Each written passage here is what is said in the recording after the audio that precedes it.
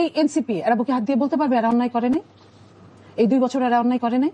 একজন দুইজন দিয়ে তো এক্সাম্পল হয় না, এক্সাম্পল হয় ম্যাক্সিমাম দিয়ে, হ্যাঁ, সংখ্যাগরিষ্ঠ দিয়ে। উনি একদম পুরোপুরি এনসিপি ক্রিমিনালাইজ করছে এখানে। উনি বলছে যে এনসিপি কি অন্যায় করে না, এনসিপি কি অন্যায় করেছে?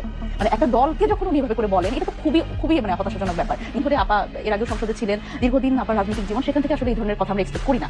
এই যে দেখেন মতদ্বৈততা, এই যে নানানভাবে তরুণদের আসলে এই জায়গাটাতে ভিলিফাই করা, এটা হচ্ছে আমাদের অনেক বেশি ক্ষতি করেছে, জুলাইয়ের ক্ষতি করেছে, জুলাইয়ের ঐক্যের ক্ষতি করেছে। বারবার করে দেখেন অন্তর্বর্তীকালীন সরকারের সময় আপনি দেখবেন যে এনসিপি ভালো না, এনসিপি খারাপ।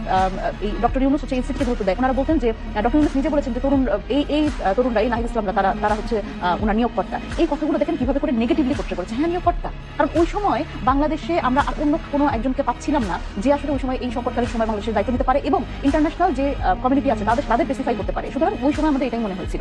এই জায়গাটা আপনি তরুণদের ক্রেডিট দিবেন নাকি ডিসক্রেডিট দিবেন? সুতরাং এইখানে হচ্ছে পুরোনো রাজনৈতিক দলগুলোর যে অসুবিধাটা, তাদের একটা কার্পণ্য যে এই সময় যখন তরুণদের আসলে ওয়েলকাম করা দরকার। আপনি দেখেন যখন বিপ্লবের কথা বলবেন আপনি আশেপাশের দেশে, তখন কিন্তু তারা বলবে নেপালের তরুণরা পারলো, বাংলাদেশের তরুণরা পাচ্ছে না। কিন্তু তরুণদের যে জায়গা ছেড়ে দেওয়ার মানসিকতাটা, সেটা তো ওই দেশের রাজনীতিবিদদের আছে, আপনাদের নাই। এবং দেখেন খুবই গুরুত্বপূর্ণভাবে আমাদের যারা সহযোদ্ধা, আমাদের সাথে যখন কাঁধে কাঁধ মিলিয়ে ছাত্রদলের যেই ভাইরা বোনরা আমাদের সাথে আন্দোলন করেছে, তাদের মধ্যে আমি খুবই গর্ব করে বলি যে মানসুরা আপা সংসদে একমাত্র। কিন্তু দেখেন তরুণদের, আমি যদি বিএনপি তরুণদের কথা বলি, তাদের কয়জন আসলে সংসদে আছে?